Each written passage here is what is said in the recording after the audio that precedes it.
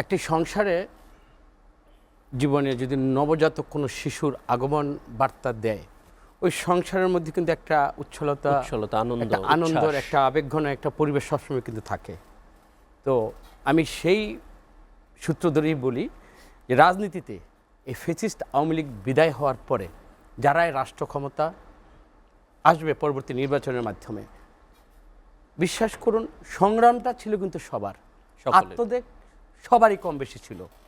তো সেইখানে আমাদের ভবিষ্যৎ নির্বাচনের মাধ্যমে আমরা যে সরকারটা গঠন করতে চাচ্ছি, জবাবদিহিতামূলক একটা সরকার, যেই সরকারের নির্বাচনের যে প্রক্রিয়া, ওই প্রক্রিয়া নিয়ে কোনো সন্দেহ অবিশ্বাস কখনই থাকবে না। পার্শিয়াল কোনো তাদেরকে ফেভার করা এটাও আমরা দেখব না। এটা কিন্তু সবার প্রত্যাশা। এই জায়গায় কিন্তু আমরা কমন, আমাদের আন্দোলন সংগ্রামে আমরা সবাই কিন্তু এক কাটা ওই ফেসিস্ট দানবটার বিরুদ্ধে আমাদের লক্ষ্য ছিল। ওইটা কিন্তু আমরা যে আনন্দটা আমরা 5 তারিখে আমরা সবাই মিলে ভাগ করেছি, এটা পরবর্তীতে থাকবে এটা আমি কখনই ভাবি না। কিন্তু ওই জায়গাটায় যদি আমি এই সন্দেহ অবিশ্বাস ফারাক আপনি যেটা বললেন যে এইখানে যদি আমাদের কোনো দ্বিধাদ্বন্দ্ব তৈরি হয় এবং দ্বিধাদ্বন্দ্বের কারণে যদি দ্বিধাদ্বন্দ্ব কি তৈরি হয়নি এখনো? না, বিভিন্ন জন বিভিন্ন তাদের দলের এখন তো সবাই চাবে ক্ষমতার মস্তদে যেতে।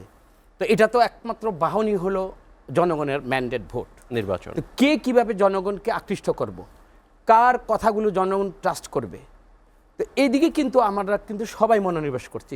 তো এখন ওই মনোনিবেশ করার যে আমাদের দিক নির্দেশনাগুলো বা যেগুলো পথ নির্দেশনা আমার মানুষের মধ্যে দেব, সেইখানে আমার দৃষ্টিকোণ থেকে আমার দল এটা বলবে। ইতিমধ্যে আমরা 31 দফার মাধ্যমে, প্রথম আমাদের ছিল 27 দফা, তারপর সব দল মিলেই কিন্তু আমাদের 31 দফা দিয়েছি। এটার মধ্যে কিন্তু সংস্কারের একটা মোটামুটি একটা পরিস্ফুট একটা ধারণা কিন্তু জনগণ পেয়েছে। তারপর আন্দোলন সংগ্রামের মধ্যে দিয়ে যে সিফাত আমরা সবাই মিলে যে আমাদের সকলের শরীর বেড়ে মিলেই যে একটা বাংলাদেশকে আমরা দেখলাম। 15 বছর আমরা যে ভোট হারা মানুষ, আমরা কি চাচ্ছি?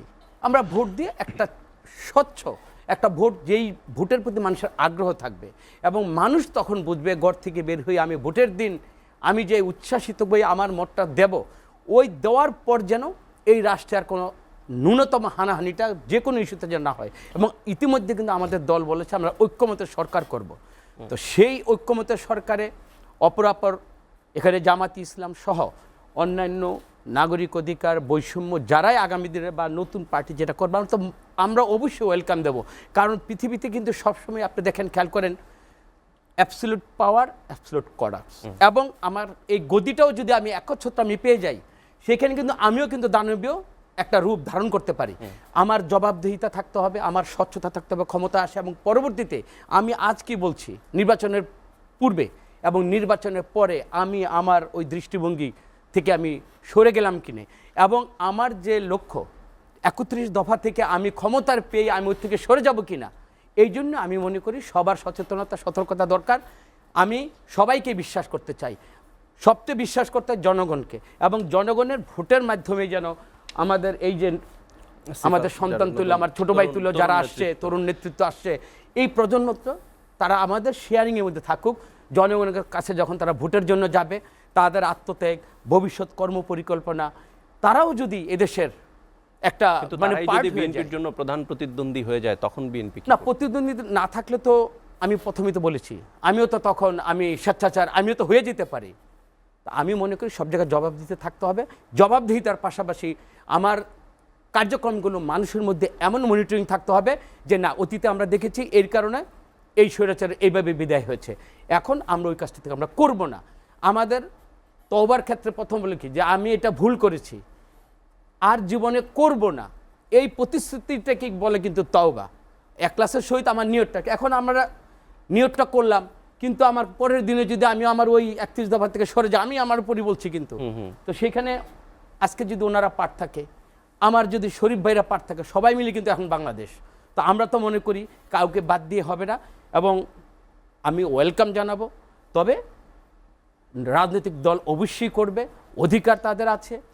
আন্দোলনে যে রক্ত দেওয়ার যেহেতু তারা বুক চিতে দিয়েছে, তাদের অবশ্যই আমরা জানাবো। কিন্তু তাদেরকে পাশাপাশি হ্যাঁ, সরকারে ইতিমধ্যে আমরা জানি 3 জন যে আছে, তারা হয়তো আপনি বলেছেন পদত্যাগ করবে, আবার শুনেছি বাকি 2 জন জুনিয়র পদত্যাগ করবে।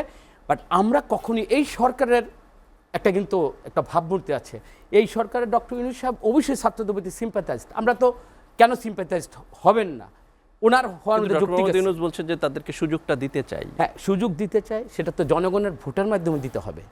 তাহলে তো ইচ্ছা করে তো সিফাতকে তাহলে বসিয়ে দিয়ে কোথায় বসাবে, ওনাকে তো মন্ত্রী বানাতে পারে, কিন্তু পার্লামেন্টের মাধ্যমে যখন 151 জন নিয়ে আপনি সরকার গঠনের সুযোগ দিবেন, তখন কিন্তু ওই রেসে জনগণের কাছে তাদের নির্বাচনটা দরকার, যেতে হবে। যে